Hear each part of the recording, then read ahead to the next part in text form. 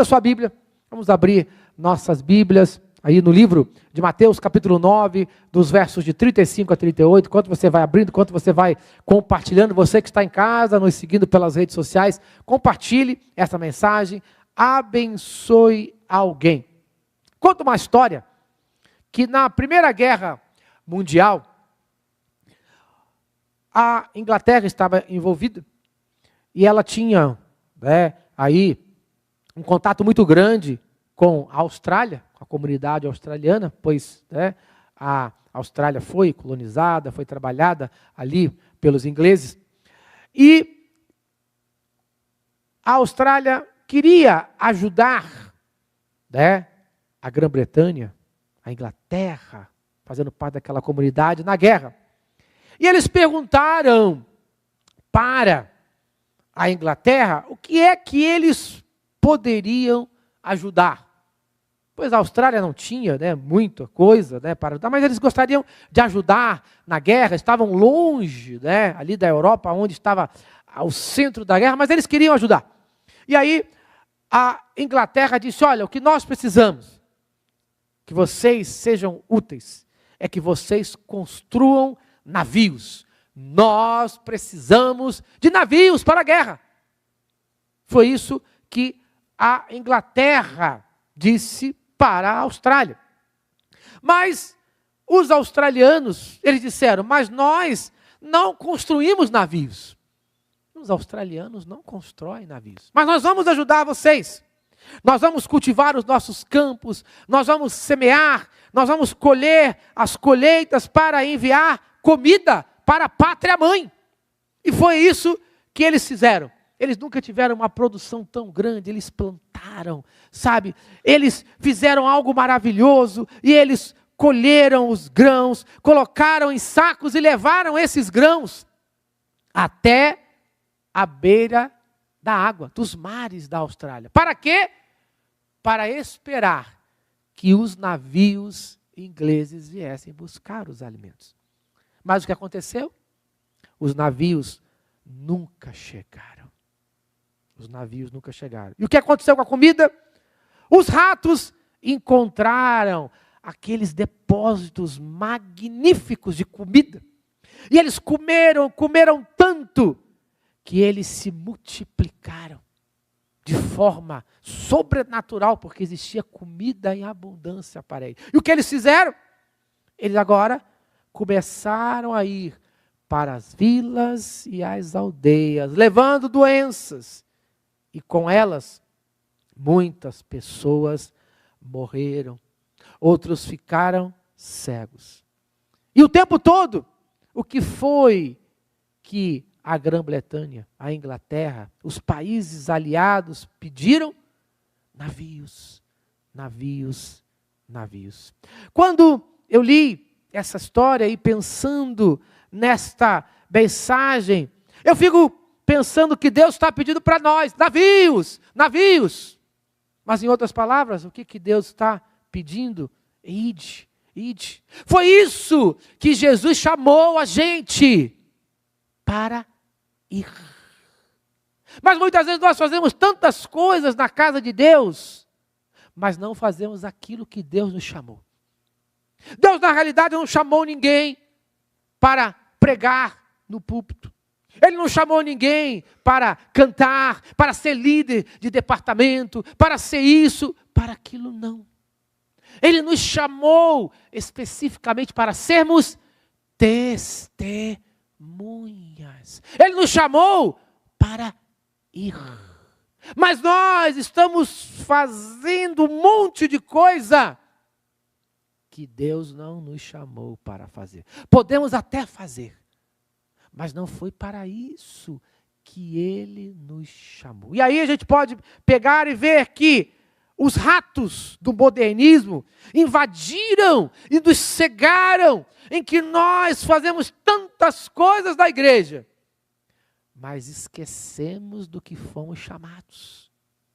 Nós somos chamados para fazermos discípulos. Portanto, ide, fazei discípulo de todas as nações, batizando o nome do Pai, do Filho e do Espírito Santo. ensinando a observar todas as coisas que eu vos tenho mandado. E eis que estou convosco todos os dias até a consumação dos séculos. Ele nos chamou para ir.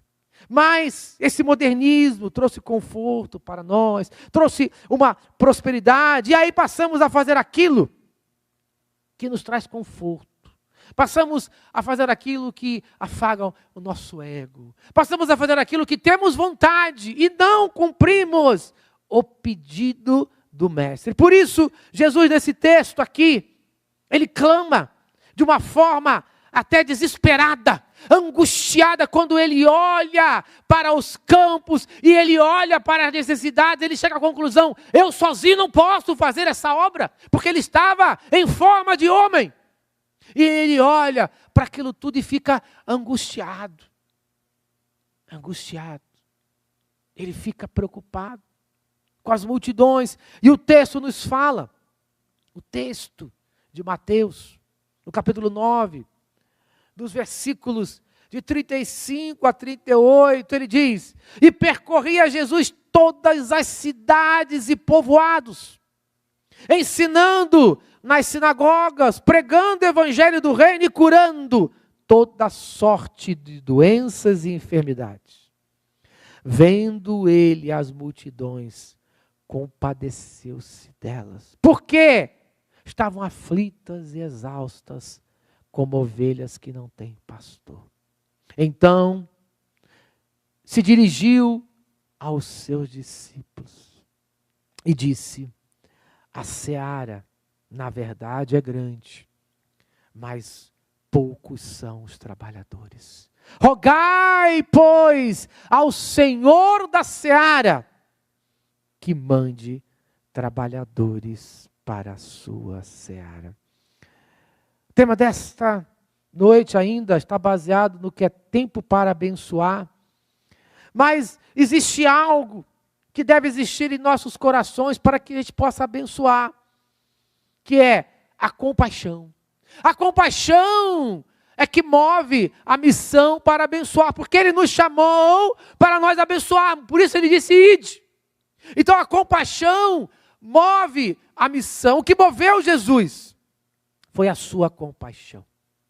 Nós temos algumas lições aqui, que, em primeiro lugar, nós temos que estar sempre em movimento e em compaixão. O nosso coração tem que arder com compaixão, e a compaixão gera movimento, gera ação, não apenas ficar sentado ou fazer daquilo que nós achamos que devemos fazer, mas a compaixão é que gera movimento. O texto diz: e Jesus percorria todas as cidades e aldeias. Veja, Jesus não estava parado. Então imagine Jesus percorrendo todas as cidades e aldeias numa época em que não existia os meios de transporte modernos. Imagina quantos quilômetros, ou milhares de quilômetros, Jesus percorreu naqueles dias. Mas o que motivava Jesus era a compaixão. E muitas vezes eu fico, saudoso quando os irmãos falam: olha, pastor, nós andávamos tantos quilômetros para pregar o evangelho, íamos nas congregações e não tinha transporte, muitas vezes iam a pé para fazer isso. Faziam.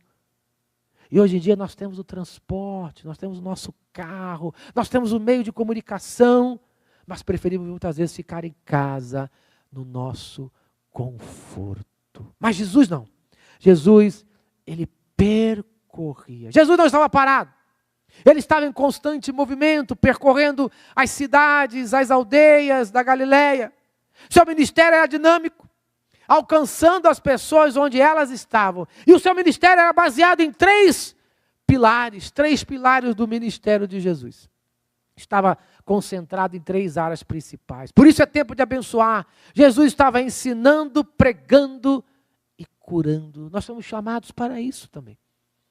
Nós somos chamados para ensinar, compartilhar a verdade do reino. Qual foi a última vez que você ensinou? Como já foi falado aqui, na parte da manhã e à noite, nós temos nossos filhos para ensinar. A responsabilidade começa em casa, no lar, mas nós terceirizamos a educação para a escola, nós terceirizamos a educação para a igreja. Mas a Bíblia diz, ensina o menino no caminho que deve andar. Você tem que ensinar seus filhos, você tem que ensinar seus netos, as crianças. Diz o texto bíblico que Jesus ensinava, compartilhava as verdades do reino. Diz que ele pregava o evangelho, isto é, ele anunciava a boa notícia da salvação, a reconciliação com Deus. Qual foi a última vez que você pregou o evangelho para alguém? Que você falou do amor de Cristo Jesus. E finalmente, ele curava, ele aliviava o sofrimento físico e espiritual das pessoas. Esse é o nosso ministério de movimento e compaixão.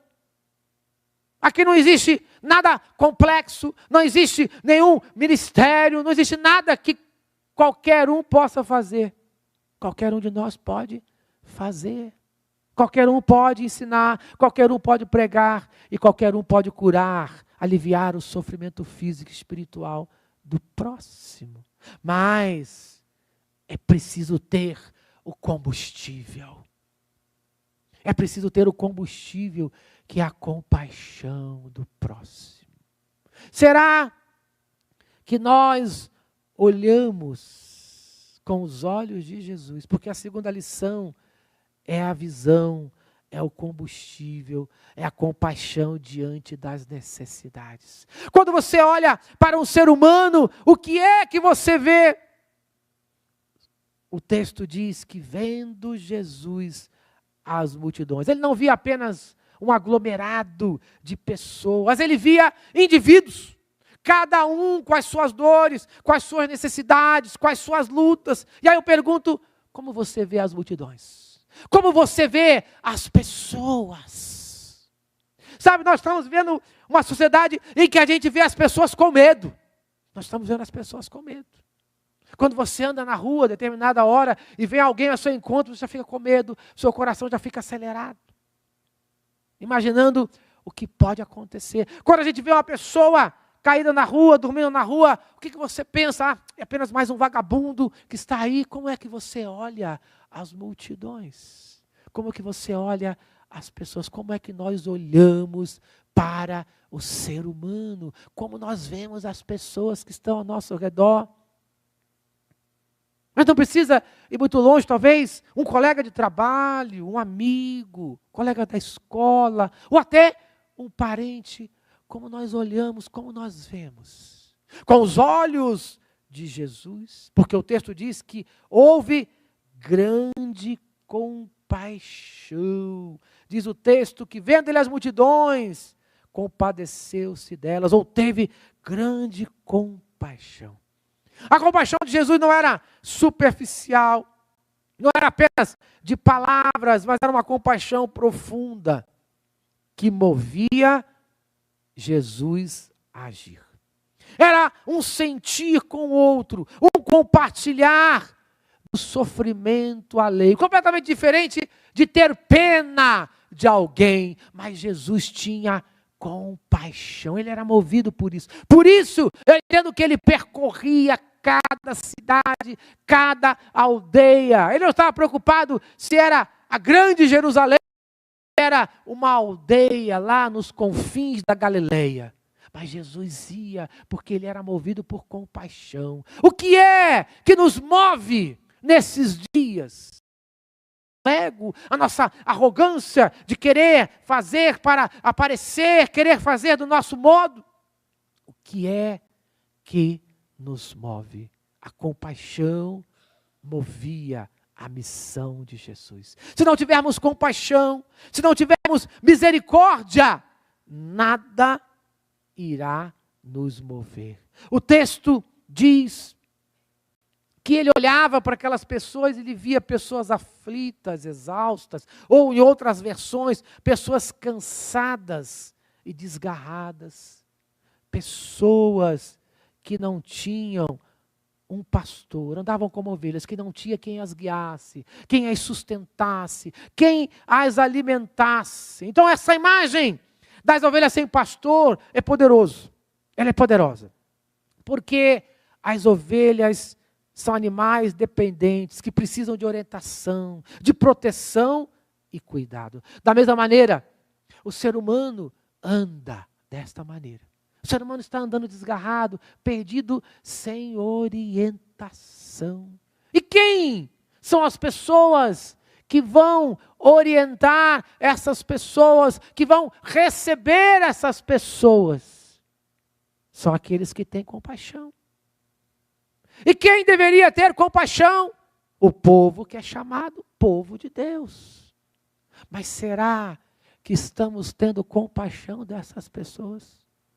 Porque um dia Jesus olhou para nós, Ele olhou para mim, Ele olhou para você, e Ele teve compaixão de nós, porque senão nós não estaríamos aqui nesta noite. Nós não teríamos sido alcançados. Mas milhares e milhões de pessoas só poderão ser alcançadas se nós olharmos com compaixão para aquelas pessoas e olharmos e sentirmos que elas precisam de Cristo Jesus, que elas estão perdidas, que elas estão cansadas, que elas estão exaustas, que elas estão sem direção. Precisam de pessoas que as guiem, que as orientem, que estendam a mão para elas. Pessoas que são movidas pela compaixão e não pela ambição. Estamos vivendo um mundo em que as pessoas estão sendo movidas pela ambição. E infelizmente, inclusive dentro das próprias igrejas. Estão sendo movidas pelas suas ambições de criarem os seus reinos particulares, os seus impérios. Mas Jesus via um povo que estava com a sua necessidade, não apenas material, não apenas emocional, mas também espiritual. O mundo precisa ser alcançado. Mas ele só será alcançado por aqueles que tiverem o combustível de Deus, que é a compaixão, que tiverem a visão do Senhor Jesus. E aí fica a pergunta: qual foi a última vez que nós tivemos compaixão? E aí vem a calhar a parábola do bom samaritano, em que aqueles dois líderes religiosos que passaram ali, eles foram para a igreja, eles foram cumprir o seu dever religioso. E eles não foram criticados porque eles não cumpriam o seu dever religioso. Mas eles foram criticados porque eles não tiveram compaixão. Da mesma maneira, nós temos que entender que não somos criticados porque cumprimos o nosso papel na igreja, porque fazemos nossas atividades, mas é porque não estamos fazendo com compaixão. Não estamos tendo compaixão das pessoas que estão necessitadas. É isso que Jesus queria que os seus discípulos tivessem, esse entendimento. Por isso, ele se dirigiu aos seus discípulos. Porque quando nós lemos a Bíblia, geralmente a gente acha que as Escrituras, principalmente no Novo Testamento, estão sendo escritas apenas para os pecadores, mas a grande maioria dos textos está sendo escrito para nós, aqueles que falam que são servos de Deus. Jesus estava dirigindo para os seus discípulos, estava indagando eles: vocês têm compaixão? Jesus dirige para nós, diz: vocês têm compaixão das pessoas que estão sofrendo? Vocês estão cumprindo de forma religiosa as suas atividades? Sim, estão cumprindo. Mas o que Jesus disse? Eu quero misericórdia e não sacrifício. Estamos fazendo um sacrifício sem misericórdia. O que Jesus quer de nós é misericórdia. O que Ele quer de nós é a compaixão, algo em ação. Por isso, Jesus vira para os seus discípulos, Ele faz essa declaração que passado 2000 anos, ela me parece mais atual do que nunca. Ela continua mais atual, acredito eu, do que até nos tempos de Jesus, em que Ele disse, né? A seara, na verdade, é grande, mas poucos são os trabalhadores. Rogai, pois, ao Senhor da seara, que mande trabalhadores para a seara. Diante desta visão, Jesus entende que era necessário agir. A terceira grande lição para a igreja, para nós, é que precisamos agir. Não podemos continuar sentados no nosso conforto do dia a dia. É preciso agir, é preciso levantar. Então, Jesus, ele não se limita a sentir apenas compaixão, mas ele entende que é hora de agir. Ele ensina sobre a ação necessária. Ele diz, olha, a colheita é abundante, mas os trabalhadores são poucos. Jesus aponta para a necessidade espiritual. A colheita aqui são as almas que têm necessidade da salvação. São muitas, mas faltam os trabalhadores. Isto é, pessoas que estão dispostas a se envolverem no ministério. E isso inclui toda a igreja, não é apenas os missionários, dos pastores, dos líderes, não, mas todos nós fomos chamados a termos compaixão. Todos foram chamados para serem testemunhas. Nós precisamos de pessoas hoje, trabalhadores. Precisamos de pessoas que estejam dispostas a se envolverem. Por isso, ele diz, rogai, pois, ao Senhor da seara, que envie trabalhadores para a sua seara. Rogai, isto é, ore. A instrução de Jesus é, ore por trabalhadores. Ore. É a resposta para a escassez de trabalhadores, não é a autossuficiência humana, pois muitas vezes achamos que através dos nossos métodos, métodos de fazer a igreja crescer, de resolver, achamos que podemos resolver sem o Espírito Santo de Deus. Mas ele diz, ore, rogue, ore. Antes de qualquer coisa, ore. Ore por mais gente, ore por mais pessoas, ore para que o Espírito Santo de Deus trabalhe. Antes de começar qualquer coisa, ore. Ele não disse, vai trabalhar primeiro, ore. Porque a obra é do Senhor. Quem nos enche, quem nos motiva, quem trabalha em nossas vidas, é o Espírito Santo de Deus. Não tem técnica motivacional que vai resolver essa situação, a não ser a oração, a não ser o Espírito Santo, porque a obra é dele, a obra não é minha, a obra não é sua, é o Espírito Santo que tem que trabalhar. E para que o Espírito trabalhe, precisamos orar, e orar mais, e orar mais, e orar mais. Mas aí que está o grande problema. Se é preciso orar, e as reuniões que são menos frequentadas, são as reuniões de oração. São as reuniões de oração, onde temos menos pessoas orando. Temos que parar e pensar nisso. Ele nos chamou para isso. Preste atenção. O que foi que os discípulos pediram para que Jesus ensinasse a eles? Eles pediram para que Jesus ensinasse eles a orarem.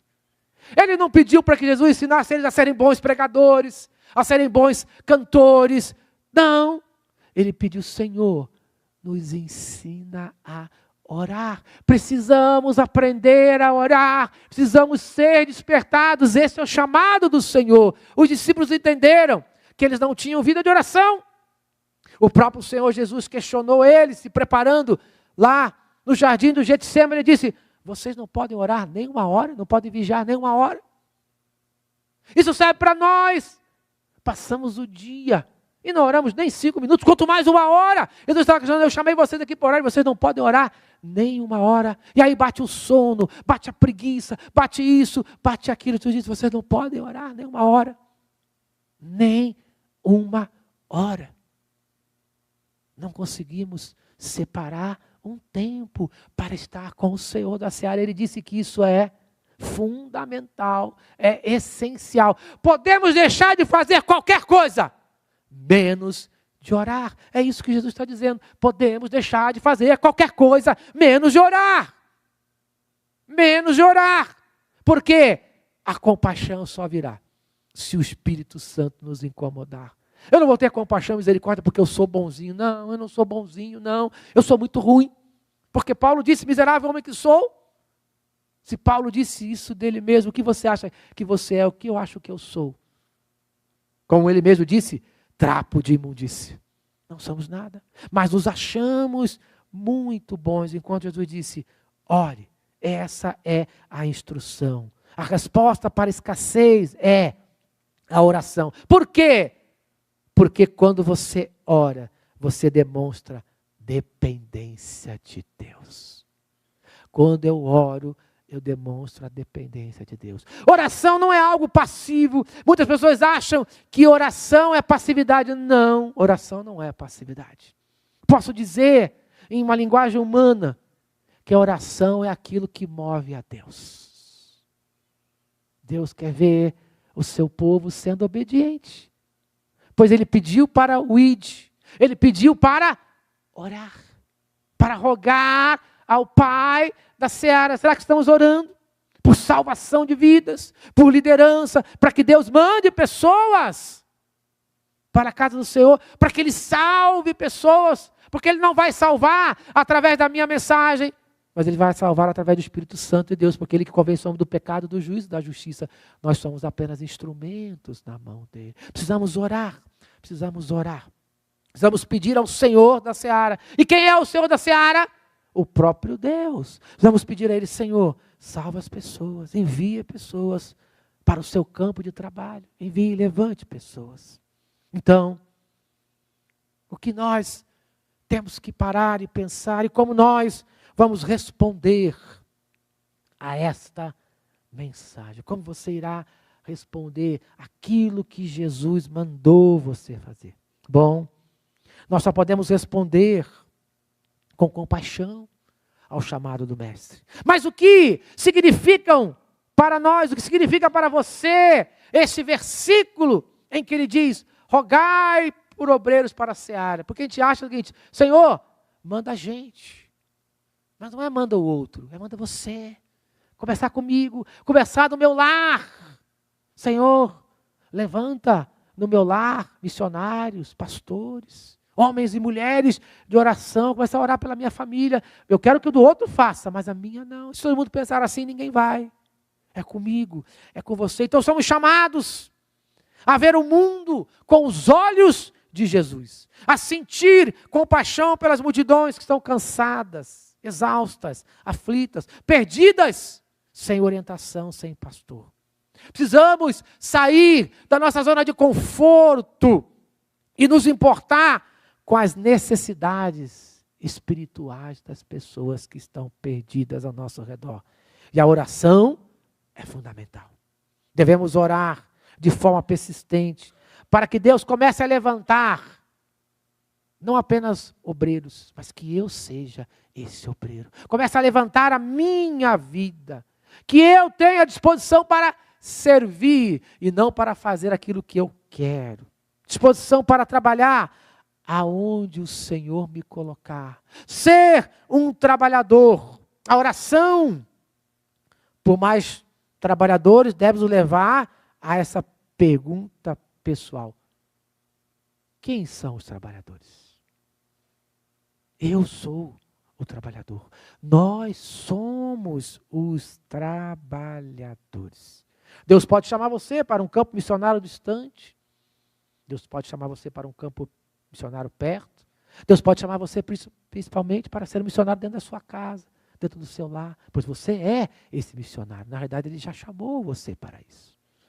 Aonde Ele vai colocar você é outra história.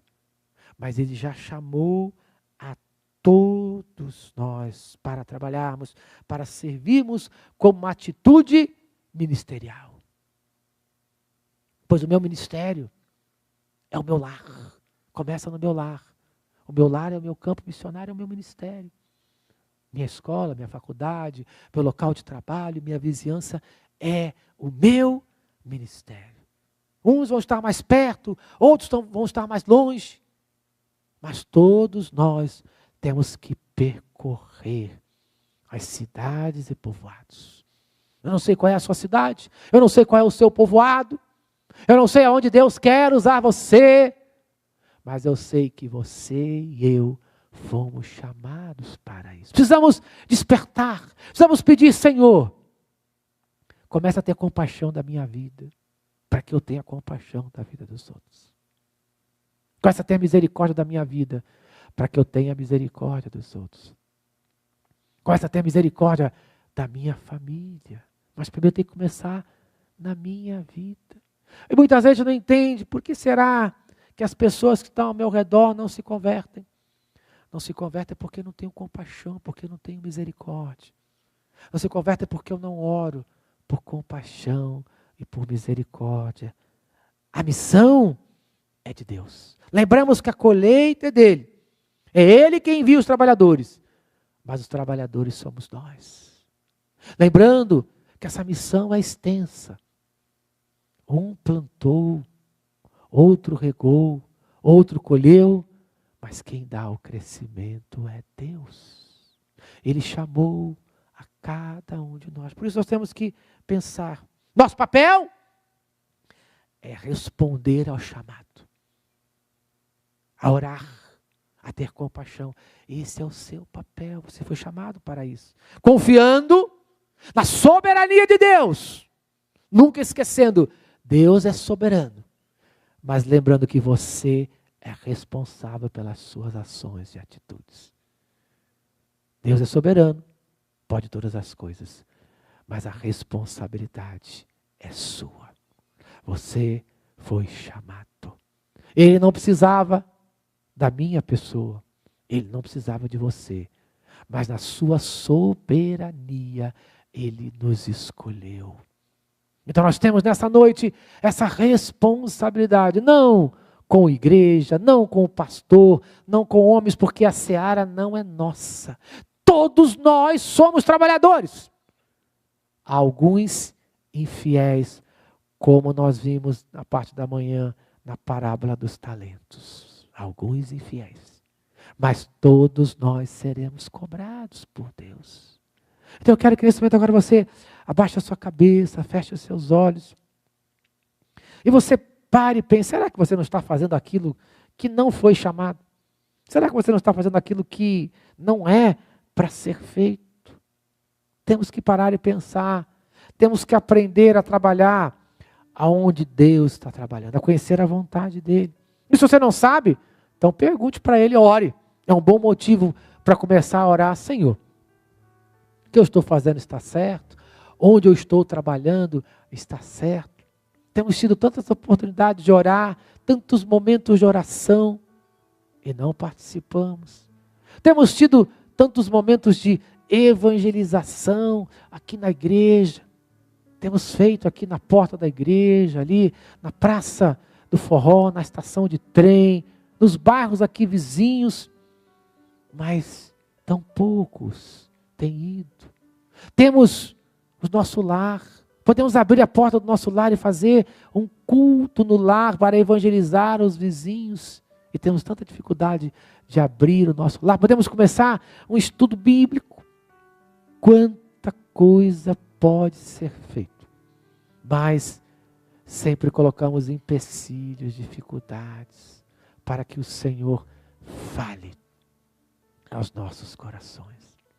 Lembrando que os trabalhadores já existem. Somos nós. Você e eu. Nós somos os trabalhadores. Então lembre-se disso. Você é um trabalhador. Lembre-se disso.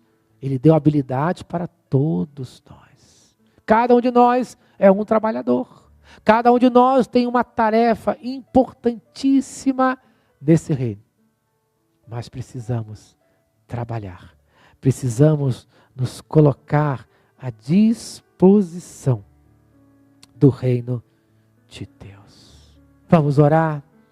Pai querido, eu clamo a Ti nessa noite. Pelos trabalhadores, já estão aqui, já estão ouvindo essa mensagem. Mas nós precisamos acordar, despertar, Senhor, para o trabalho.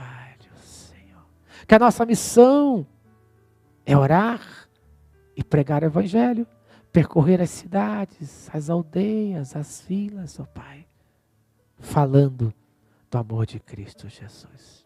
Que o Teu Espírito Santo, Senhor, Nos encha nessa noite de compaixão e de misericórdia. Tantas pessoas que estão ao nosso redor e carecem de compaixão e de misericórdia. Carecem, ó Pai, da visão do reino de Deus, ó Pai. Derrama o teu amor em nossos corações. Trabalha no nosso meio. Tira, ó Pai, de nossas vidas aquilo que está impedindo a compaixão, a misericórdia, Senhor. Tira do nosso meio. Trabalha em nossas vidas. Desperta-nos, Senhor, para a obra, Pai. Fala aos nossos corações, não apenas aos ouvidos, através da minha voz, mas fala aos corações, ó Espírito Santo, pois Tu és o único que pode nos convencer nesta noite, Senhor. Trabalha nos nossos corações. Esta, Senhor, é a minha oração, no Teu amor, na graça e na paz do Teu Filho amado Jesus. E nas consolações do Teu Espírito Santo, hoje e todo sempre. Amém e amém.